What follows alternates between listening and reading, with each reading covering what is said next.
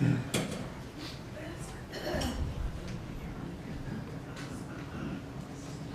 I'm sorry, our system is totally different. Okay. Should be down here in the corner. Okay. Oh, you unmute all. You want me to hit? Are we ready for it? No, we're ready for this one. Okay. We are back on the record in the state of Michigan versus Dee Warner. Thank you. I call Ryan Heethius.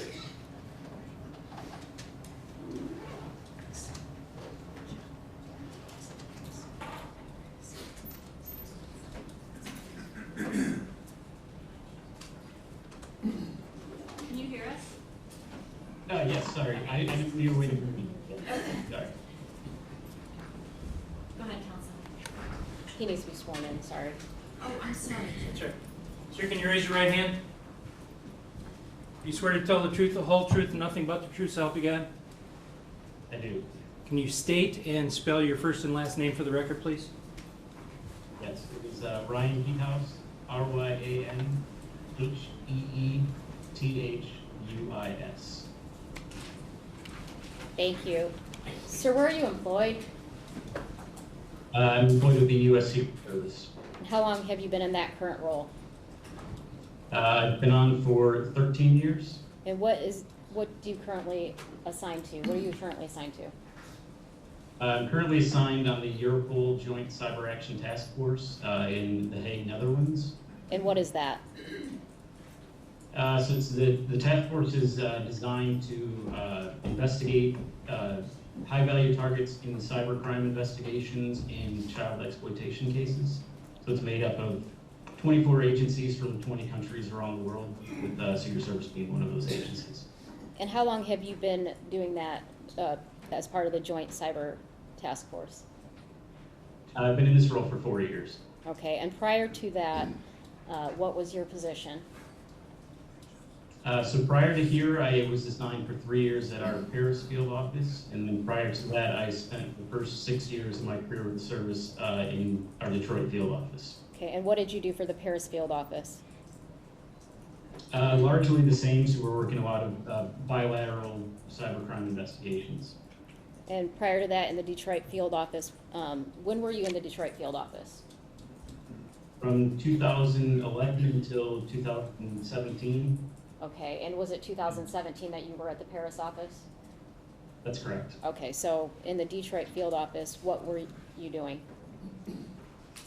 In my role in the Detroit field office, we were working a lot of, so our core investigative mandate is the protection of anything that touches the financial infrastructure in the U.S.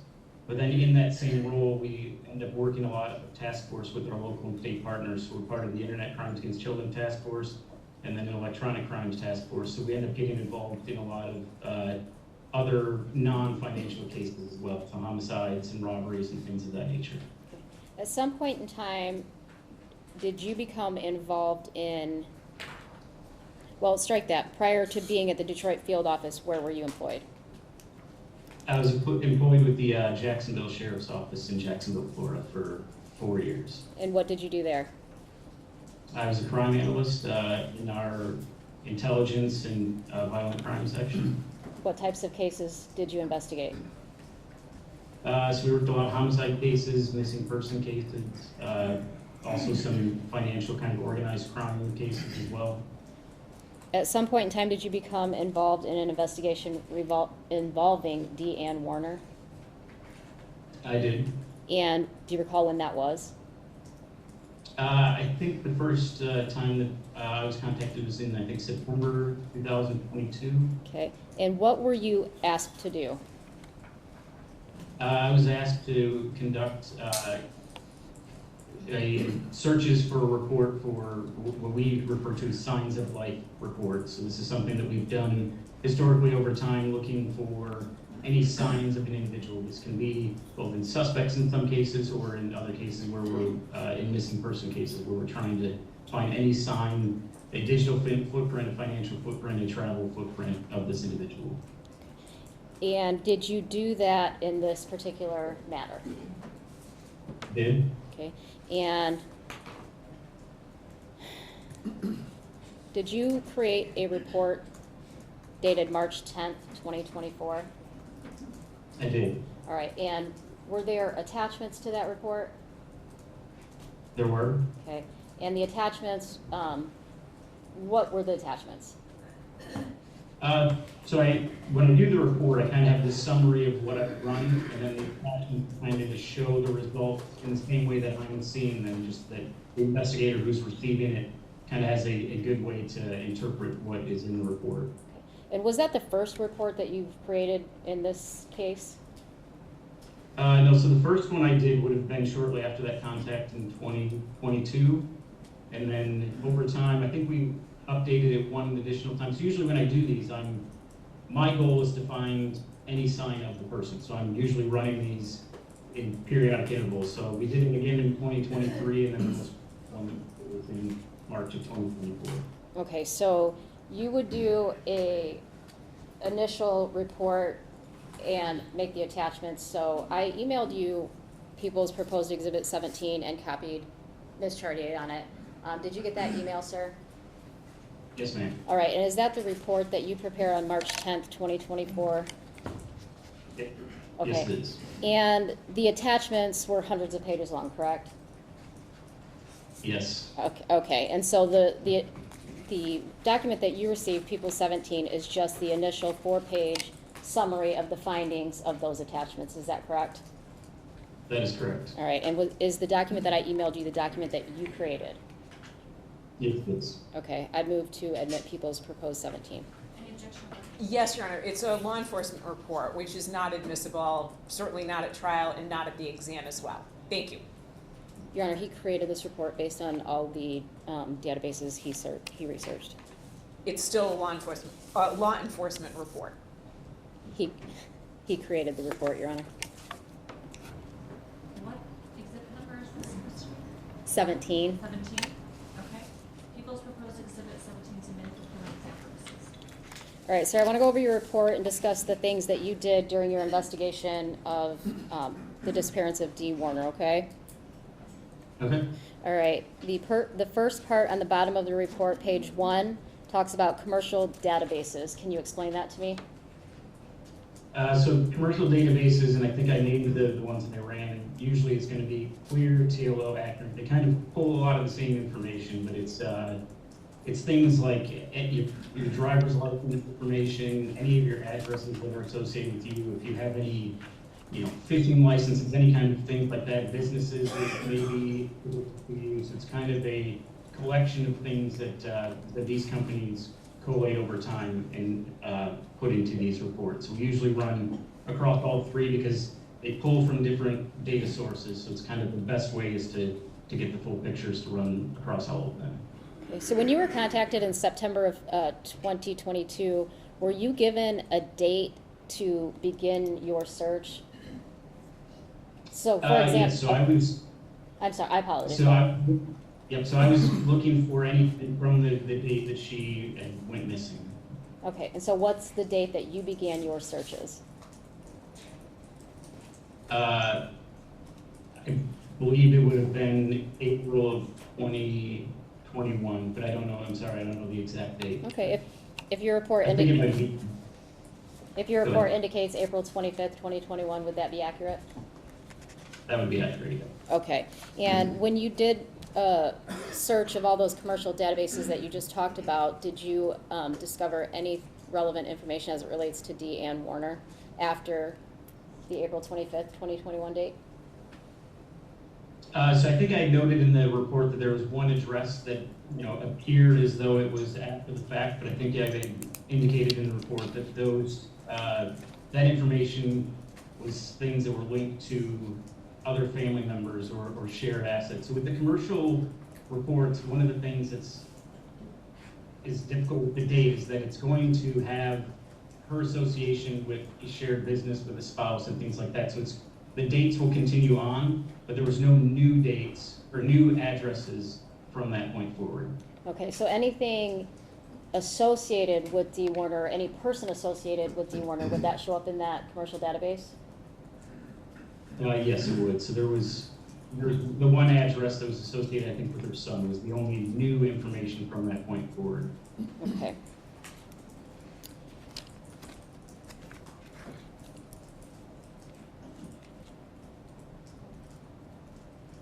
Did you look at any financial records for Dee Warner? So as the Secret Service, we have our financial mission is our main investigative mission. So with that, we have a lot of financial contacts and with banks and things like that. So in these missing person cases like this, we will reach out to those financial contacts to ask, have you seen any new accounts associated with these individuals? And then if we were to get a match, then we would bring it back to the investigator and refer them to the bank to follow up with those records. Did you get any results as it relates to the financial records in this matter? I did not. Okay. You have a section labeled law enforcement record searches. Can you tell me what that is? So those are all the things that I would have access to that I either was running directly. I think in the report, I believe there was a couple of things Michigan State Police had run on their own, and I included them in there just as a reference to that. But the ones that I ran myself would be like FedLinks, which is the national database that has any kind of police contact, which would include traffic citations and things like that. So that's usually my first go-to search.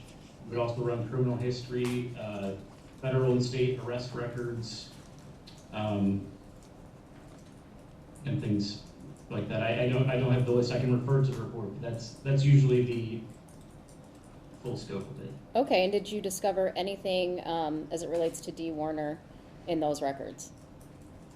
I did not. All right, and there's a section in your report titled Travel and Vital Records. Tell me what that is.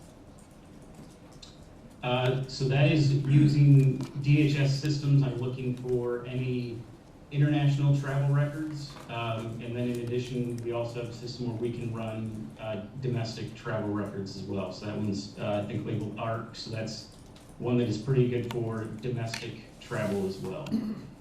Okay, as it relates to the domestic travel, did you find anything as it relates to Dee Warner? I did get a match on a Dee Warner, so that system is a name-only search. So we did get a record that came back to a woman, I believe, in Louisiana.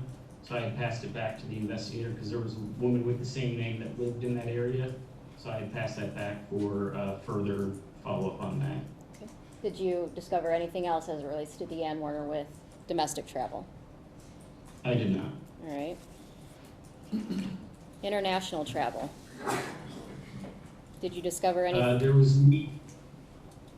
Did you discover anything regarding Dee Warner on international travel? There was no international travel after that date, no. Okay. Your report discusses the use of facial recognition. Can you describe that for me? Tell me what that is. So generally speaking, facial recognition is going to be an automated process where you're taking a known image and you are submitting it into a computer program, and it is going to compare against a portfolio of known, of existing photos to see if there is a match on those. Okay. And do you know how long was that technology in place in April of 2021? It was. For DHS, it's been in place since 2016. Okay. And are these facial recognition, is this used at any other locations besides airports? So it's used at all ports of entry and exit. So it's for Department of Homeland Security, we're using, it's not if you have a suspect where you're comparing an image trying to identify somebody, that's more of the forensic side. This is a validation process. You're comparing against, when you're traveling, you're comparing against that, and it's going to tell you if this is a match for the records that you have. So if somebody was traveling on a fake passport, for instance, it would generate a no hit, and then you would go for a secondary check where they would do additional biometrics to confirm that the person traveling matches what they have in our existing data set. Okay, and did you discover Dee Warner through any of that facial recognition technology? We did not. All right.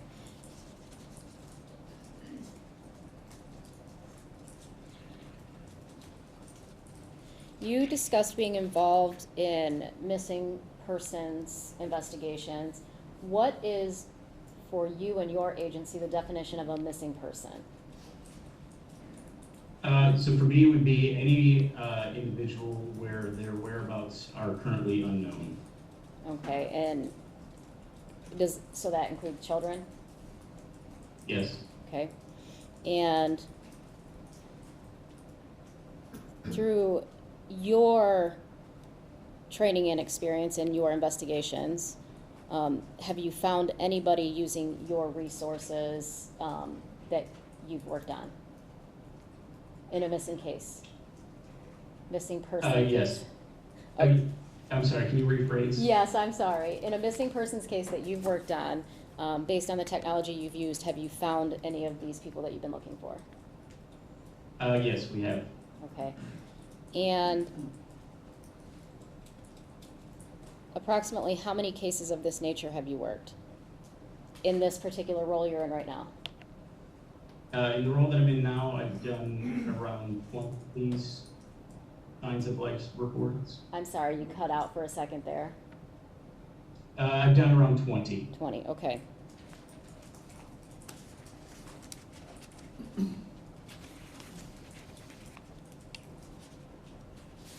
And how many times do you believe you did a search, a full search for Dee Warner since September 20th, 2022? I believe it would have been 4 or 5 times. Okay, and during any of those, did you find any evidence of Dee Warner anywhere? No, I did not. Okay, I have nothing further. Cross-examination. Thank you.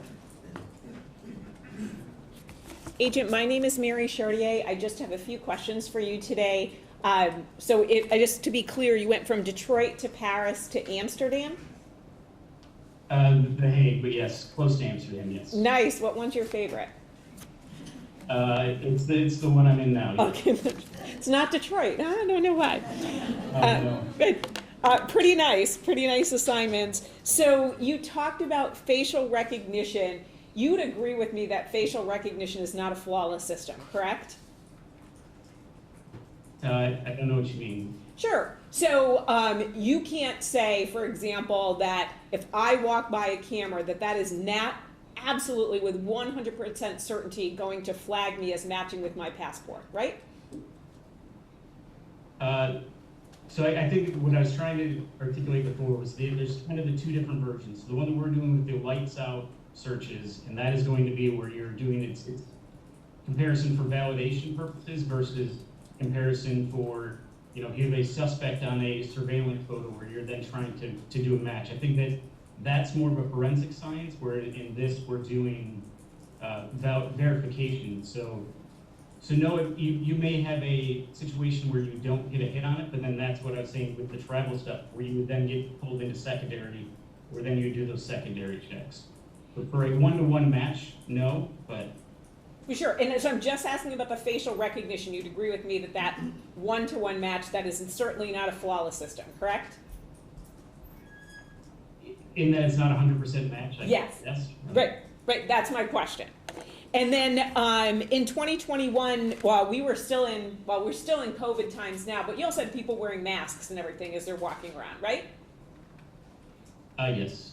Now, you indicated you've worked on roughly 20 cases and you found some people using your methods, but you also haven't found some people using your methods, correct? Unfortunately, yes. And in this particular case, to be clear, you have absolutely no idea what happened to Ms. Warner, right? My role in it was just to do these searches to try to find her with our Sure. So would that be a yes? You have absolutely no idea what happened to her, correct? Oh, no, I mean, none. Okay. Thank you. You cut out a little bit, but you would agree with me, right? No, I do not know. That's not my role in the case. No, I do not. Terrific. Thank you. No further questions. Thank you.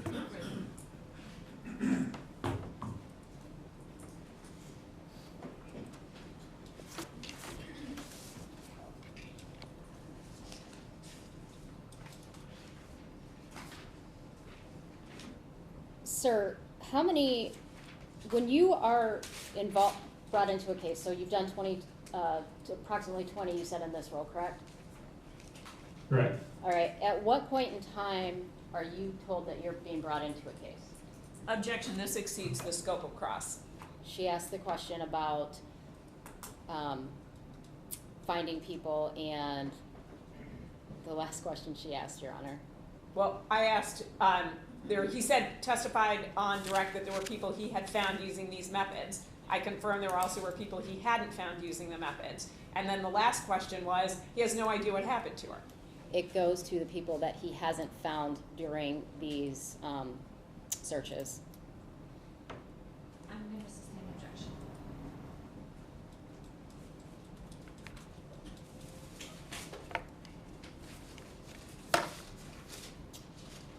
Sir, when you're investigating some of these cases, are there some cases that are involving children? Objection, this was asked on direct, that some of his caseload involves children. It's just a foundational question for my next question. Okay. Okay, and other cases involve, or do some of those cases involve like custodial interference cases? Yes. Okay, and are there times when you're called in to investigate when there is no evidence that the missing person is alive? Objection. Again, this really exceeds the scope of cross. I mean, I think I had 3 limited questions other than asking him what his favorite place to live was. I'll withdraw the question. Thank you. You can sign off. But it,